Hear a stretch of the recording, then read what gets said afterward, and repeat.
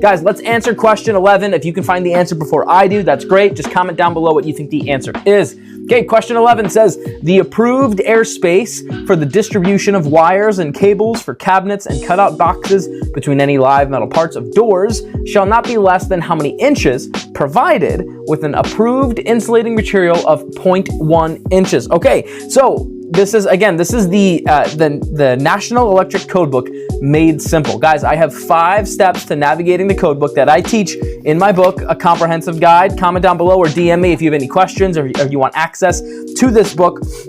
But guys, the first thing that we do is we read the question and we try to identify keywords in the question, okay?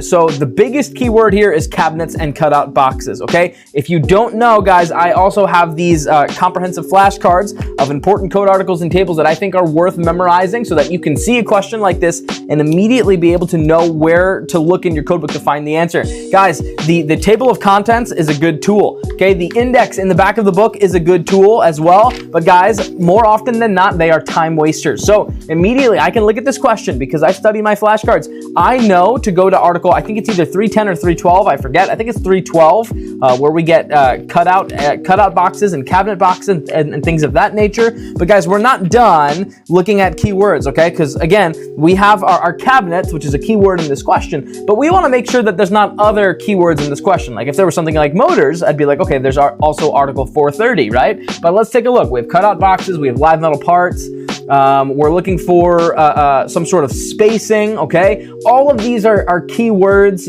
but nothing is as obvious as Article 312, okay?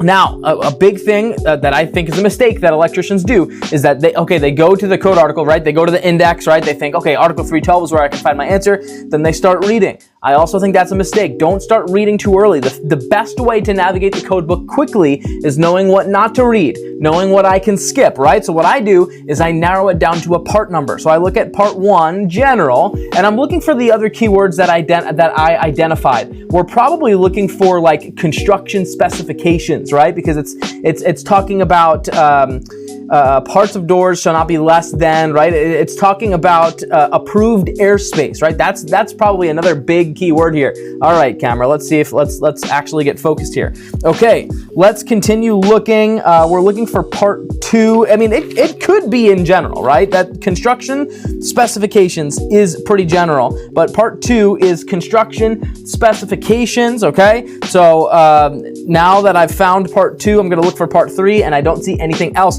So now I'm in part 2. Now I'm gonna start reading, but I'm not just gonna read everything. I'm gonna read the bold headings with numbers next to them, right? 312.100 is material. Guys, what are we looking for? We're looking for other keywords in our question, okay?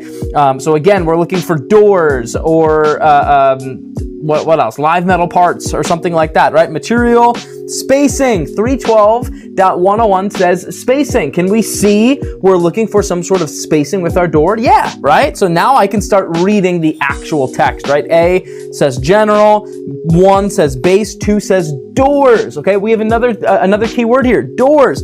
There shall be an airspace of at least 1 inch between any live metal parts, including live metal parts of enclosed fuses and the door. So I see 1 inch, and you might think A is the final answer, but again, look deeply into the question, okay? Cutout box with any live metal parts of doors shall not be less than how many inches provided with an approved insulating material. Did this say anything about an approved insulating material? No, it didn't, okay? So this is the last thing I'm gonna say to you guys regarding this question, right? You might see 1 inch, you see option A and think, okay, A is my final answer. But if you see that there's more code underneath it or an exception, just read it just in case. You might be right that it's 1 inch, but read it just in case. Here's the exception. Where the door is lined with an approved insulating material or is of a thickness of metal not less than 0.093 inches uncoated, the airspace shall not be less than 0.5 inches, which is half an inch, which makes C my final answer. So Article 312.101 A2 exception is our final answer. Guys, do you see the importance of understanding my navigation method that I teach in this book? There's 5 parts to it, okay? Identify keywords, figure out what code article it is, narrow it down to a part number, narrow it down to a bold heading, and then you start reading the text. 5 parts, and you'll be able to navigate the codebook with speed and efficiency to answer any licensing question thrown your way. But guys, let's continue what we got going on here. We have question 12 here. Guys, I want you to look at this question and try to find the answer in less than 4 minutes. Why am I saying less than 4 minutes? Okay? Anybody know why I'm saying less than 4 minutes? I'll give you the answer, okay? Your licensing exam, you have 5 hours to answer 80 questions. When you break that down, that's less than 4 minutes per question. So what I teach is that you can navigate this code book and find any answer to any question in less than 4 minutes, okay? Yes, the test is timed. And in certain states, you have 100 questions, 5 hours. That's even less time per question. And that's not counting the service load calculations, which might take you 20 to 30 minutes just to answer the one question, right? So again, there's going to be questions that you're going to be able to answer really, really quickly. But regardless, you want to be able to have the confidence to find the answers verbatim. That way you have confidence. Oh, I got this one 100% right. You know how many questions you're going to see on that licensing exam that's like, I'm not sure if I got that right. It's like a 50-50 for me. But I want you to have 100% confidence that you're getting these questions right. Okay, guys, comment down below what you think the answer is. Now I'm going to answer these questions. So manufactured homes, okay? I'll tell you right off the jump, manufactured homes is not in my flashcards, okay? The reason they're not in my flashcards is because these cards were all the topics that I could remember that showed up on my journeymans and masters, and manufactured homes, it might show up, but it wasn't like a hot topic, okay? But what you should do is you should memorize certain you should memorize all of the chapters of the NEC, okay? I might not know manufactured homes, but I do know that chapter 5 is special occupancies or specific occupancies on like a mobile home. Yeah, but it's different, right? There's mobile homes, there's manufactured homes, okay? So what I like to do is, since I know it's in chapter 5, what I do is I go to the table of contents, I go to chapter 5, and I keep looking only at these bold numbers until I see manufactured homes, which I do believe is Article 550, mobile homes, manufactured homes, and mobile home parks. Let's go to Article 550 to find the answer to this question, okay? So I do want to look at specific keywords. I didn't actually do that yet. Let's see, Article 550. Okay, the overall length of a power supply cord. Okay, we're looking for whatever, a power supply, which is that general information? It might be general information. Manufactured homes, we're looking for a specific length, attachment plug caps. Okay, there's not a whole lot of keywords here, but I see part 1 is general, part 2 is mobile and manufactured homes. Okay, part 2 is specific to manufactured homes. Okay, let's see part 3 just in case. Part 3 is what? Did I skip part 3, or is there not a part 3? Okay, part 3 is interconnected sections of mobile or manufactured homes. Interconnected sections. Okay, that's different.